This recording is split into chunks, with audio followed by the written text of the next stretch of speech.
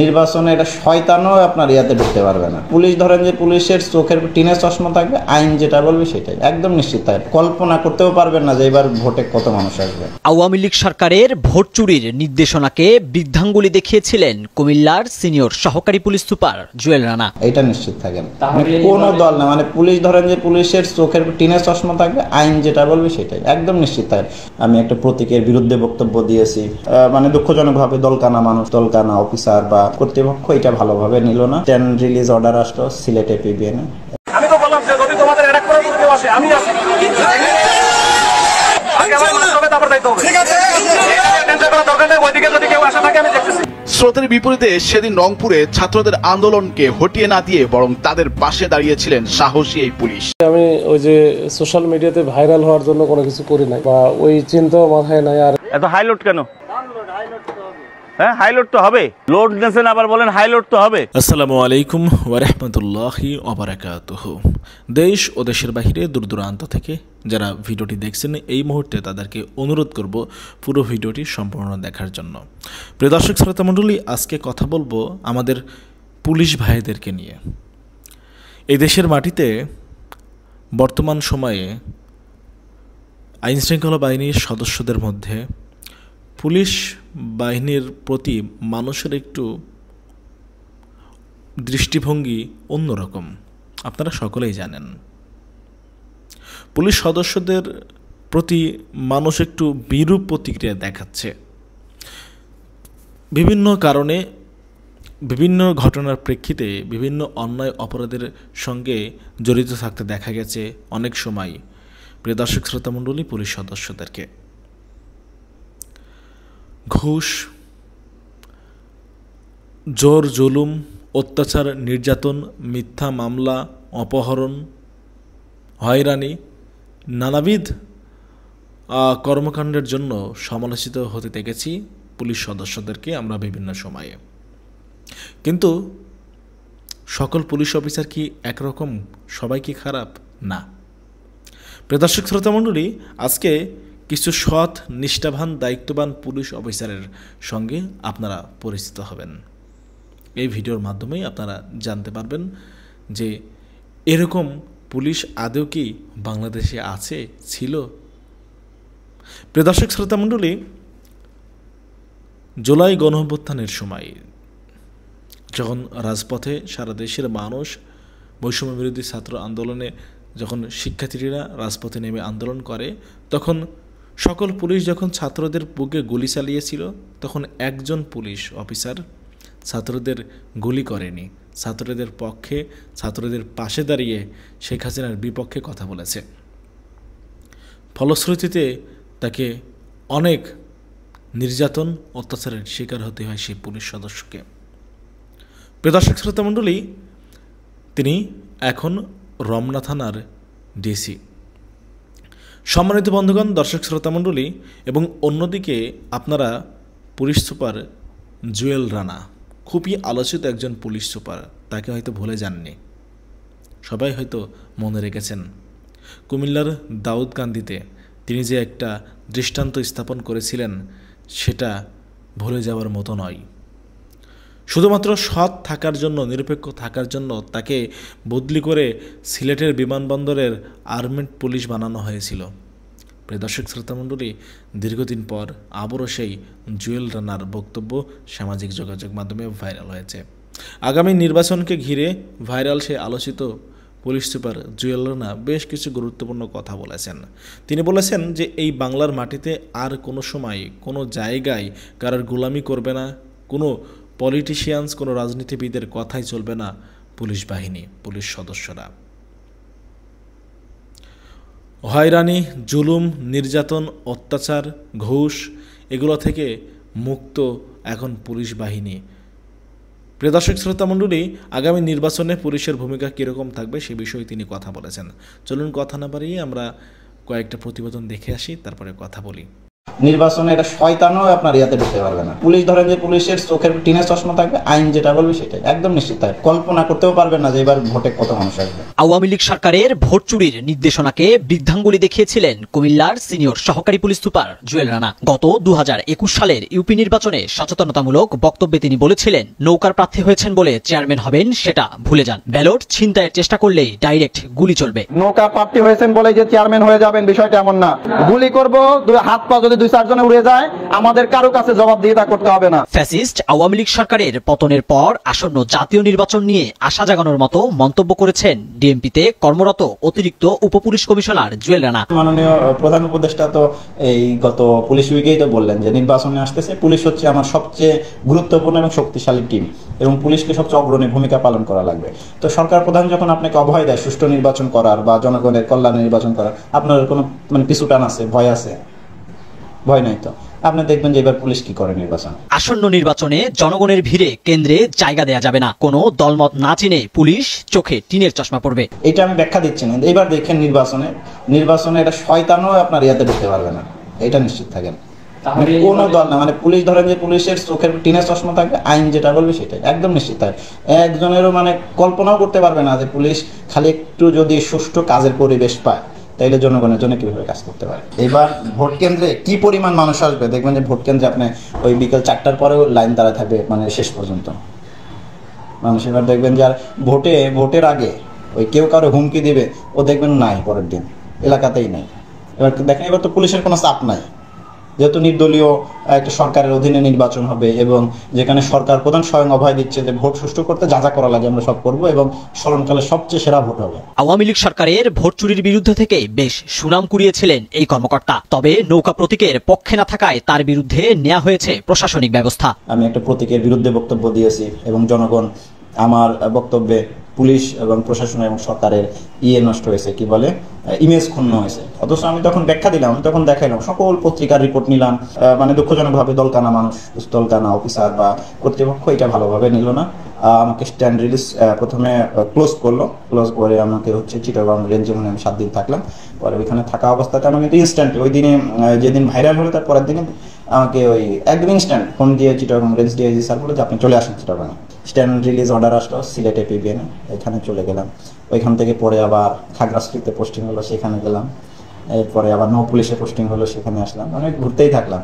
পরে এর মধ্যে আবার বিভাগীয় মামলা হলো। কুমিল্লার সেই ইউপি নির্বাচনে পুলিশের কঠোর অবস্থানের কারণে শতভাগ নিরপেক্ষ ভোট গ্রহণ শেষ হয়, যাতে শোচনীয় পরাজয় ঘটে তৎকালীন ক্ষমতাসীন দল আওয়ামী লীগের প্রার্থীর। তবে সুষ্ঠু নির্বাচন হওয়ায় খুশির জোয়ার উঠেছিল স্থানীয়দের মাঝে। ক্ষমতাসীন দলের কিছু প্রতীক মারাত্মকভাবে একদম হেরে গেল আর কি, খুবই কম ভোট পেয়ে হেরে গেল।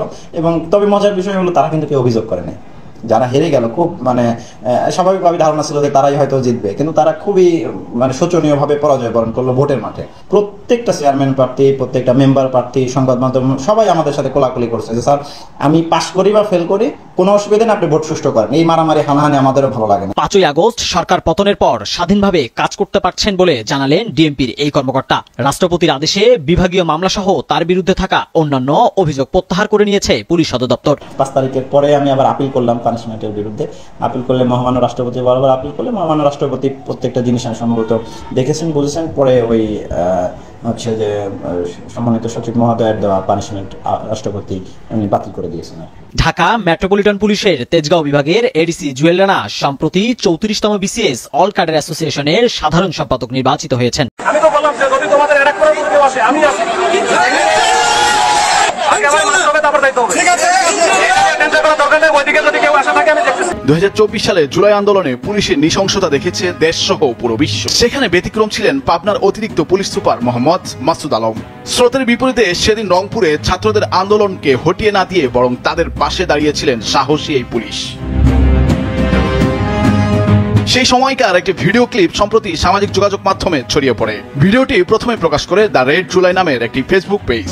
ভিডিওতে মাসুদ আলমকে বলতে শোনা যায়, যদি তোমাদের অ্যাটাক করার জন্য কেউ আসে তাহলে আমি আছি, আমার উপর দিয়ে যাইতে হবে, আগে আমাকে মারতে হবে, তারপর যাইতে হবে। এদিকে গ্যাঞ্জাম করার দরকার নেই, ওইদিকে কেউ যদি আসে আমি দেখতেছি। ডিসি মাসুদের এই বক্তব্য মুহূর্তেই ভাইরাল হয়ে যায়। নেটিজেনদের অনেকে সাহসিকতার জন্য মাসুদ আলমকে সাধুবাদ জানিয়েছিলেন। দ্য রেড জুলাইয়ের পোস্টে নাজমুস সাদাত নামে একজন মন্তব্য করেন, সেদিন মাসুদ ভাই সাহসী ভূমিকা না নিলে হয়তো শহীদের তালিকা আরো দীর্ঘ হতো। ধন্যবাদ মাসুদ ভাই, খুব কাছ থেকে দেখেছি আপনার সেদিনের প্রচেষ্টা। এছাড়াও বিভিন্ন সময়ে দেশের রাজনৈতিক আন্দোলন থেকে শুরু করে যে কোনো আন্দোলনে প্রশংসা কুড়িয়েছেন ডিসি মাসুদ আলম। গত মে মাসে আওয়ামী লীগের বিরুদ্ধে নিষিদ্ধের দাবি তুলে আন্দোলন করে বিভিন্ন রাজনৈতিক দল। তখন হঠাৎ দায়িত্বে ঢাকা হলে খেলার মাঠ থেকে জার্সি পরে ঘটনাস্থলে ছুটে যান ডিএমপির রমনা বিভাগের ডিসি মাসুদ আলম। যেখানে শেখ হাসিনা কথার বাইরে বেশিরভাগ পুলিশ বিরোধিতা তো দূরে থাক, কথা বলার সাহসী পেত না, সে সময় রংপুরের ডিসি মাসুদ আলম ছিলেন সাহসিকতার প্রতীক। তার এই সাহসী ব্যতিক্রমী ঘটনা ছাত্রদের মনে নতুন করে সাহস জুগিয়েছিল। বর্তমানে তিনি ঢাকা মেট্রোপলিটন পুলিশের রমনা বিভাগের উপ পুলিশ কমিশনার হিসেবে দায়িত্ব পালন করছেন। এর আগেও ভাইরাল হয়েছেন পুলিশের এই কর্মকর্তা। আমি ওই যে সোশ্যাল মিডিয়াতে ভাইরাল হওয়ার জন্য কোনো কিছু করি নাই, বা ওই চিন্তাও মাথায় নাই। আর যে ভাইরাল হয়েছে এটা খুব বেশি যে আমি এটা আমার কাছে স্বস্তিদায়ক মনে হয় না আর কি। তারপরে জনগণ বা লোকজন যারা দেখেছে তারা অনেকে প্রশংসা করেছে, তো এটা নিঃসন্দেহে ভালো লাগার দিক। দেশে সরকার পরিবর্তন হবে কি হবে না আমরা তখন কিছুই যায় না। তখন তো 4 তারিখে আমরা ছিলাম, তখনকার যে বাস্তব অবস্থা, ওই বাস্তব অবস্থাকে মানে মোকাবেলা করার জন্য যা যা করণীয় মনে হয়েছে তখন তাই করছি।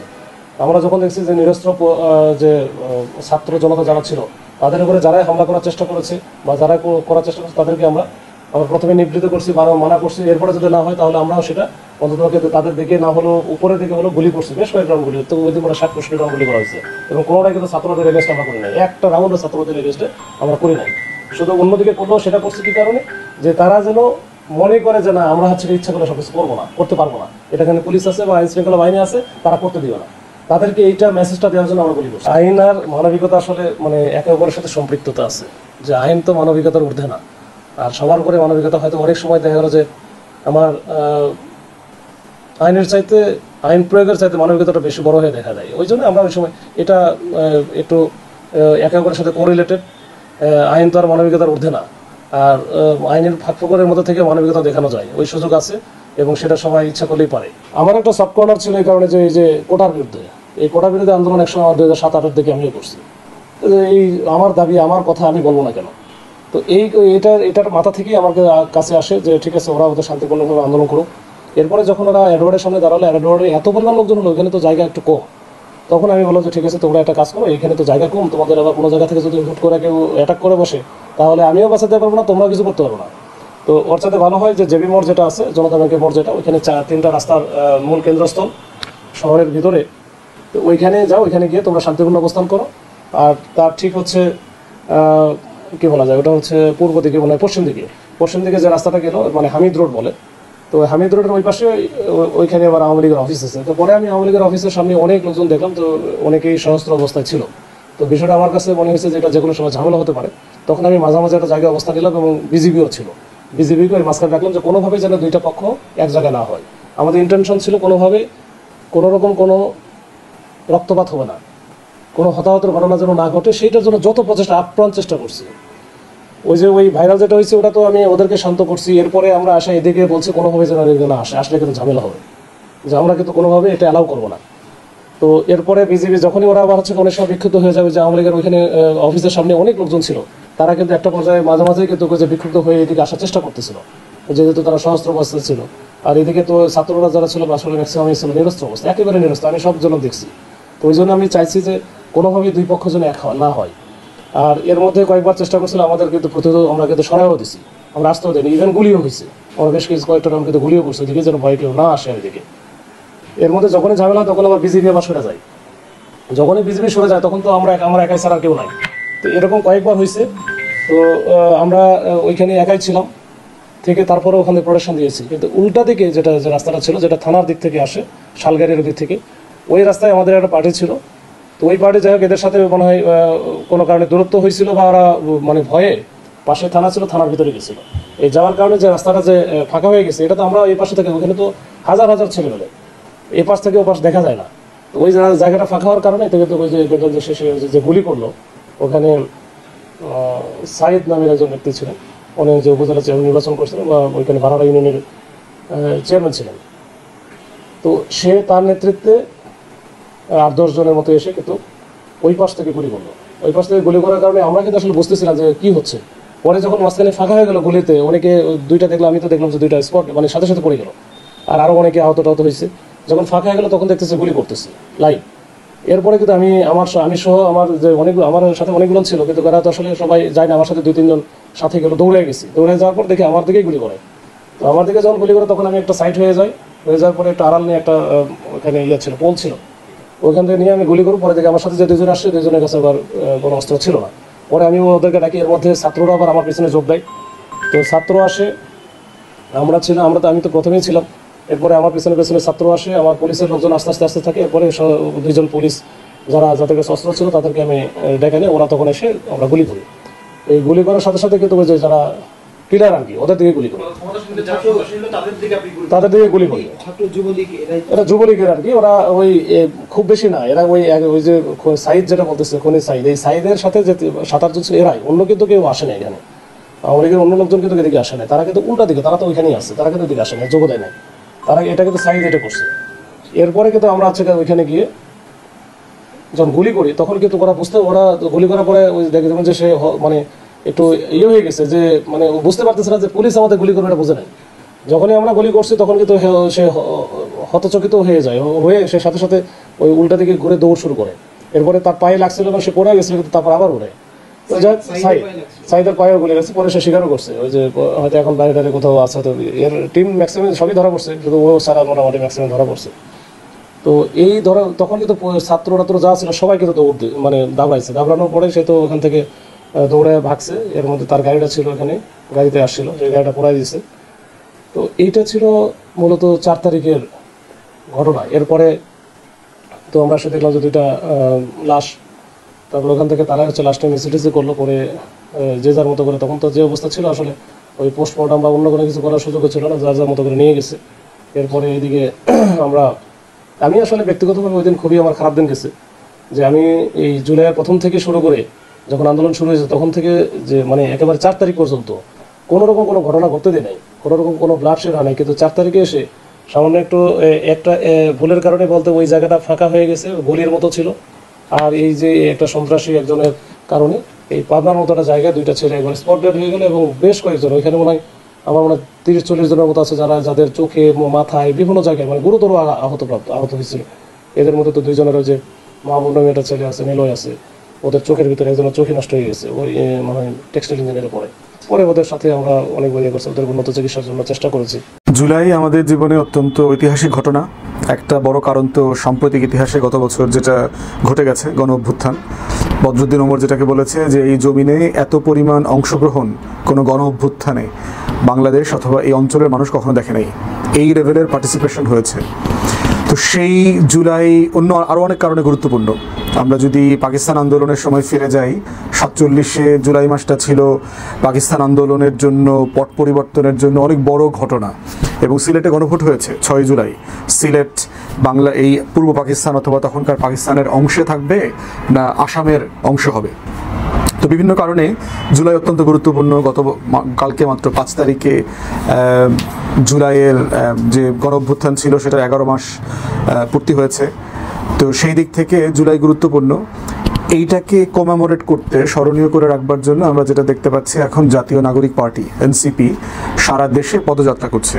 প্রায় 40-45টা জেলায় তারা যাবে, এবং দেখলাম যে উত্তর অঞ্চল দিয়ে তারা শুরু করেছে। কুড়িগ্রাম, রংপুর, দিনাজপুর, জয়পুরহাট, নীলফামারী অনেক জেলাতে তারা পদযাত্রা করেছে। বগুড়াতে দেখলাম সম্ভবত, রাজশাহীতে যাবে এরকম খবর দেখলাম, এবং বেশ সাড়া পড়েছে নিঃসন্দেহে। বিশেষ করে এলাকার স্কুল, কলেজ, বিশ্ববিদ্যালয়ের তরুণ ছেলে মেয়েদের অংশগ্রহণটা ছিল হিউজ। এটা প্রশংসনীয় এবং দেখবার মতো আর কি। তো এই কাজটা যেটা করেছে, যে জুলাইয়ের পক্ষে শক্তি যারা ছিল, গণ অভ্যুত্থানের পক্ষে শক্তি যারা ছিল, গত বছর যেই তরুণীরা রাস্তায় নেমে এসে ফ্যাসিবাদ বিরোধী আন্দোলনে অংশগ্রহণ করেছে, বৈষম্যের বিরুদ্ধে কথা বলেছে, দেয়ালে দেয়ালে নতুন করে তাদের আকাঙ্ক্ষা, স্বপ্নের কথা লিখেছে, তারা নতুন করে আবার রিজুভেনেট হয়েছে। তাদের ভিতরে আবার সেই আকাঙ্ক্ষার যে চেতনাটা, সেটা আবার ফিরে এসছে। তো সেটা নিঃসন্দেহে একটা ভালো দিক। তো এখন এনসিপির এই পদযাত্রার মধ্য দিয়ে যেটা হচ্ছে, তরুণরা এখানে ইনভলভ হবার চেষ্টা করছে, তরুণদের একাংশ বলবো। আর একটা যেটা ভালো দিক দেখলাম একই সময়, সেটা হচ্ছে যে প্রাইভেট ঐক্য নামে প্রাইভেট ইউনিভার্সিটিগুলোর ভিতরে যে দূরত্ব ছিল, পুসাব, পুনাব, এই সংগঠনগুলো আবার এক জায়গায় আসার চেষ্টা করছে এবং তারা একটা দিবসের দাবিও তারা করেছে। প্রাইভেট বিশ্ববিদ্যালয় যে 18-19 তারিখের পরে পুরো আন্দোলনটা যে তারা টেক ওভার করেছে, তারা তাদের সক্ষমতা এবং বৈধতাকে মানে মানে হাজির করেছে বাংলাদেশের রাজনৈতিক যে আন্দোলন এবং ময়দানে, সেটা ছিল অভাবনীয় এবং তাদের সেইটাকে স্বীকার করা, সেটাকে স্বীকৃতি দেওয়াটাও রাষ্ট্র হিসাবে আমাদের সবার জরুরি আমাদের জন্য। এনসিপির এই যে পদযাত্রা হচ্ছে, এই পদযাত্রার ব্যাপারে একটা তো হচ্ছে প্রচণ্ড উদ্দীপনা আছে, আমেজ তৈরি হয়েছে, মানুষ হাঁটছে, হেঁটে হেঁটে মানুষের সাথে কথা বলছে, চায়ের দোকানে বসা, কাঁঠাল খাওয়া, সকালে আম দিয়ে নাস্তা করা, সব কিছু মিলে একটা অসাধারণ ভাইব তৈরি হয়েছে। এবং হেঁটে হেঁটে এই রাজনীতি করবার ইতিহাস চর্চা আমরা সাবকন্টিনেন্টে বহুবার দেখেছি। ধরেন যদি মহাত্মা গান্ধীর কথা যদি দেখেন, সেই ভারত ছাড় যে আন্দোলন ছিল, কুইট ইন্ডিয়া মুভমেন্ট, সেই কুইট ইন্ডিয়া মুভমেন্টে দেখবেন যে মহাত্মা গান্ধী মানে শত শত মাইল হেঁটেছে। তার সে একটা বিখ্যাত ছাগল, খাদের কাপড়, নিজের ইয়েতে মেশিনে সেলাই করা এই কাপড় পরে পরে একটা লাঠি হাতে নিয়ে নিয়ে তিনি শত শত মাইল হেঁটেছেন এবং হেঁটে হেঁটে ব্রিটিশ বিরোধী আন্দোলনের পক্ষে জনমত তৈরি করেছেন এবং সেটা অহিংস আন্দোলন। ঠিক একইভাবে দেখেছি যে মাওলানা ভাসানী, সোহরাওয়ার্দী, শেখ মুজিব লম্বা সময় ধরে শুধু হাঁটেন নাই, আমাদের এই অঞ্চলে যেহেতু নদী বেশি, প্রচুর নদীতে নৌকাতে করে করে পদযাত্রা করেছেন, নৌকাতে করে করে এক এলাকা থেকে আরেক অঞ্চলে যাওয়া, চরে যাওয়া, মানুষের সাথে কথা বলা, সেগুলো করেছেন। মাওলানা ভাসানী তো সেই ভাষাঞ্চরের থেকে সেই চরের মানুষের, কৃষকের আন্দোলন সংগ্রাম করে অধিকার আদায়ের জন্য বিখ্যাত হয়েছেন। তো হেঁটে হেঁটে রাজনীতি করা এবং জনগণের কাছে যাবার একটা জায়গা আমাদের এই অঞ্চলের রাজনীতিতে বরাবরই ছিল। বাংলাদেশ আমলে এটা দেখেছি সবচেয়ে বেশি করেছেন প্রেসিডেন্ট জিয়াউর রহমান। উনি দায়িত্ব নেবার পরে হাজার হাজার মাইল হেঁটেছেন এবং বশির রহমান জাদু মিয়া বিএনপি সম্মত প্রথম সেক্রেটারি ছিলেন তার আমলে, তাকে বলতেন আর কি, জিয়াউর রহমান সাহেবকে জিজ্ঞেস করেছেন যে আপনি কোনটাতে সবচেয়ে ভালো, আপনি কি তো শেখ মুজিবের মতো এত ভালো বক্তা না, আপনি তো কমিউনিকেট করতে এত বেশি পারবেন না, আপনি কোনটাতে ভালো?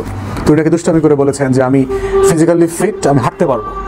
তখন ওনাকে পরামর্শ দেওয়া হয়েছিল তাহলে আপনি হাঁটেন, হেঁটে হেঁটে জনবান্ধব কর্মসূচিগুলো বাস্তবায়ন করেন।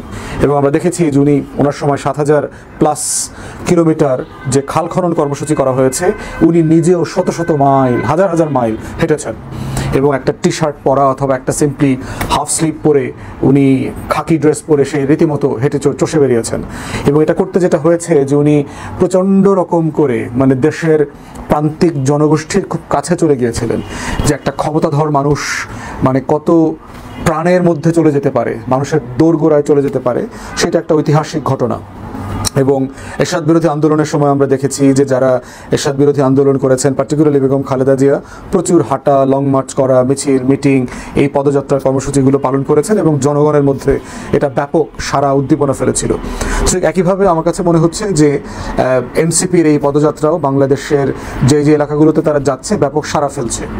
শুধুমাত্র একটা বিষয়, দুটা বিষয় আমি চ্যালেঞ্জ ফিল দেখতেছি তাদের, সেটা হচ্ছে এই বড় বড় গ্যাদারিংগুলো কি শুধুমাত্র একটা পার্টিকুলার বয়সের শ্রেণীর মানুষজনই আসছে কিনা, এখানে কি সমাজের সব শ্রেণী পেশার মানুষ অংশগ্রহণ করছে কিনা, সেইটা একটা দেখবার বিষয়। এবং সেখানে এনসিপিকে ভেবে দেখতে হবে, যেহেতু এনসিপি সহ এবি পার্টি সহ আমরা সবাই নতুন রাজনীতির কথা বলছি, যদিও তরুণরা এই ডেমোগ্রাফির সবচেয়ে বড় অংশ, প্রায় 5 কোটি তরুণ ভোটার যারা কখনো ভোট দেয় নাই, যাদের বয়স 35-40-এর নিচে, পুরোটা যদি যোগ করি, এবং আগামী দিনের তরুণ ভোটার যাদের বয়স 10, 12, 13, 14 হাই স্কুলে পড়ছে, এই জনগোষ্ঠীকে তারা কানেক্ট করছে।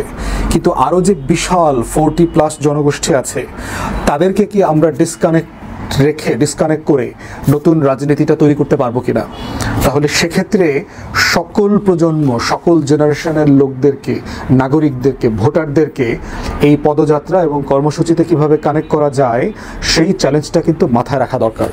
তা না হলে যেটা হবে যে নতুন রাজনৈতিক মেরুকরণটা আমরা করছি, সেটা নবীন বনাম প্রবীণের একটা দ্বন্দ্বে চলে যাবে এবং এই দ্বন্দ্বের সাথে anti establishment versus pro establishment, powerful শ্রেণী যারা ক্ষমতার ডিপ স্টেট জায়গা গুরুত্বপূর্ণ জায়গাতে বসে আছে তারা বরং নতুনদের আকাঙ্ক্ষা এই দুই জায়গাতে একটা ছেদ হবে।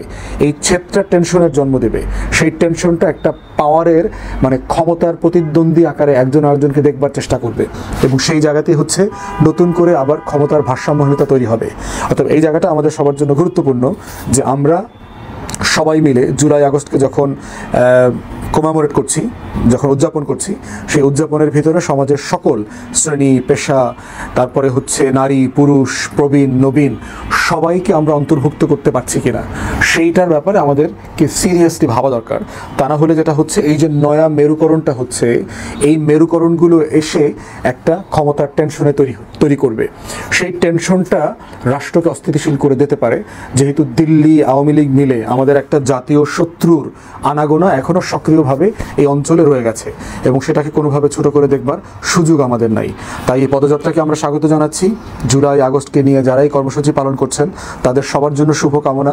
আমরাও আমাদের জায়গা থেকে কর্মসূচি পালন করছি, এটা চলছে, চালিয়ে যেতে হবে এবং এই কর্মসূচির যে আকাঙ্ক্ষা সেটা ঐকমত্য কমিশনে বাস্তবায়িত হচ্ছে কিনা, রিফ্লেক্টেড হচ্ছে কিনা সেটাও আমাদের নজরদারিতে রাখতে হবে। যদি এখন বিএনপি করার সুবাদে তারা খালাস পেয়ে যায় তাহলে আওয়ামী লীগ দোষ করছে কি? আওয়ামী লীগ তো এই কাজই করছে, অন্যায় করছে, অবিচার করছে, যার কারণে আমরা সবাই মিলে একত্রিত হয়ে আওয়ামী লীগকে বিতাড়িত করছি। তো এখন যদি এই সরকার ওই একই কাজ করে তাহলে তো বেসিসটা আমরা আরেকটা জন্ম দিতেছি।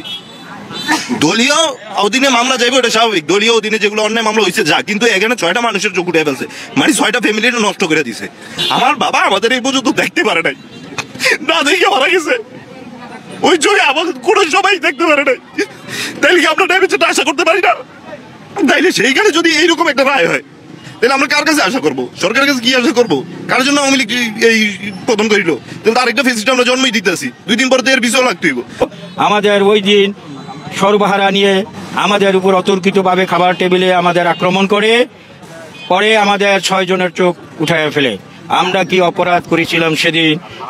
এমন আলোচিত মামলার আসামি প্রায় 33 বছর চলমান ছিল। এ মাসের 5 তারিখে মামলা আমাদের সাক্ষী ছাড়াই কি বাজে খারিজ দিল। উনি সন্ত্রাস যে ডাকাতি করে যে মানুষের চোখ উঠে নেয়, এর সামনে যে আরো 2-4-10টা মার্ডার করবে না এটার গ্যারান্টিটা কি? সে তো কইরা এইরকমই পার পেয়ে যাবে। তাহলে তো আইনের প্রতি শ্রদ্ধাটা রইল না। সে এই ধরনের আসামি যদি খালাস পেয়ে যায় 6 জনের চোখ উঠার পরে, তাহলে আর আইন থাকলো কো? আসলে সেই রাত্রে ওরা অস্ত্র সহ যখন ওই অঞ্চলে আক্রমণ করে, এর আগেও ওরা 2বার আসছিল, তখন চতুর্দিকের বিক্ষুব্ধ জনতা ওদেরকে ধরে ফেলে, আটক করে, যাকে যেখানে পায় সেখানে চোখ উৎপাটন করে। আমরা কেউ ওই ঘটনার সাথে জড়িত ছিলাম না। যারা এই ঘটনার সাথে জড়িত ছিল পরবর্তীতে জানতে পেরেছি তারাও কেউ মামলার আসামি হয়নি। তো ওরা ছিল একটা সংঘবদ্ধ সর্বহারা গ্রুপ, একটা অস্ত্রধারী গ্রুপ, এবং দীর্ঘ 32 বছর পর আমরা এই মামলা থেকে অব্যাহতি পেয়েছি, কারণ আমরা কেউ এই মামলায় জড়িত ছিলাম না। এবং যারা এই মামলার সাক্ষী ছিল তারা, আপনার মেজবা মনে হয় আজকে ওখানে মানববন্ধন করেছে, ওকে বারবার নোটিশ করা হয়েছে, পুলিশ পাঠানো হয়েছে, ও সাক্ষী দিতে সেখানে যায় নাই। তোফাজ্জলেরা সাক্ষী যারা দিয়েছে, যারা ভিকটিম, তারা অনেকেই বলেছে তারা কেউ আমাদেরকে চিনে না, জানে না। অতএব মহামান্য আদালত আমাদেরকে মুক্তি দিয়েছে। আমরা আদালতের সিদ্ধান্তের মাধ্যমে, পর্যালোচনার মাধ্যমে, সাক্ষী প্রমাণ আর্গুমেন্টের মাধ্যমে মামলা থেকে অব্যাহতি পেয়েছি। সম্মানিত বন্ধুগণ, দর্শক শ্রোতা, আপনারা দেখতে পারলেন। ব্যক্তিগত মতামত অবশ্যই কমেন্টে জানাবেন, আপনারা কি বলতে চান, কি বলবেন আপনারা। পুলিশ সুপার জুয়েল রানা খুবই আলোচিত এক নাম, সারা দেশের মানুষ তাকে পছন্দ করে, তাকে ভালোবাসে। আমি মনে করি ব্যক্তিগতভাবে, বিশেষ করে আমি তাকে অনেক পছন্দ করি, তার কথাবার্তা অনেক সুন্দর, আমার অনেক ভালো লাগে। তার কারণ তিনি শেখ হাসিনার আমলে একটা কথা বলেছিলেন যে বঙ্গবন্ধু জাতির পিতা কীভাবে হয়, আমাদের জাতির পিতা তো ইব্রাহিম আলাইসাল্লাম। আমাদের আদর্শ, আমাদের নেতা একজনই, তিনি হলেন হজরত মুহাম্মদ সাল্লাল্লাহু আলাইহি ওয়াসাল্লাম। প্রিয় দর্শক শ্রোতা মণ্ডলী, জুয়েল রানার এই কথাগুলো কার না ভালো লাগবে বলেন। তিনি বলেছিলেন এছাড়াও যে মুজিব কোট পরে ভণ্ডামি করবেন আর বলবেন অমুক ফুবু প্রধানমন্ত্রী আমার ফুবু, অমুক নেতা আমার ফুবু, এগুলা কোনো সময় প্রশ্রয় দেওয়া হবে না। চুরি ডাকাতি, অন্যায়, অত্যাচার, নির্যাতনের সঙ্গে আওয়ামী লীগের লোক হোক কিংবা বিএনপির লোক হোক, যে দলেরই লোক হোক না কেন, বিন্দু পরিমাণ ছাড় দেওয়া হবে না অন্যায় করলে, এরকম বক্তব্য দিয়ে আলোচনার আসছিলেন এই কুমিল্লার পুলিশ সুপার জুয়েল রানা। তিনি এখন তেজগাঁয়ের এডিসি। প্রিয় দর্শক শ্রোতা মণ্ডলী, এই যে পুলিশ সুপার বা কিংবা এই যে পুলিশ অফিসারদের, পুলিশ সদস্যদের বক্তব্য শুনলেন, যে বিষয়ে জানতে পারলেন, আপনাদের কি মনে হচ্ছে? মনে হচ্ছে না যে আদৌ কি এরকম নিষ্ঠাবান পুলিশ অফিসার আছে বাংলাদেশে? হ্যাঁ, আছে। এরকম অফিসার যদি সকলেই হতো, এরকম দায়িত্ববান যদি দেশ ও জনগণকে ভালোবেসে যদি সকলেই নিষ্ঠার সঙ্গে চাকরি করত, তাহলে দেশটা বহু আগেই পরিবর্তন হয়ে যেত।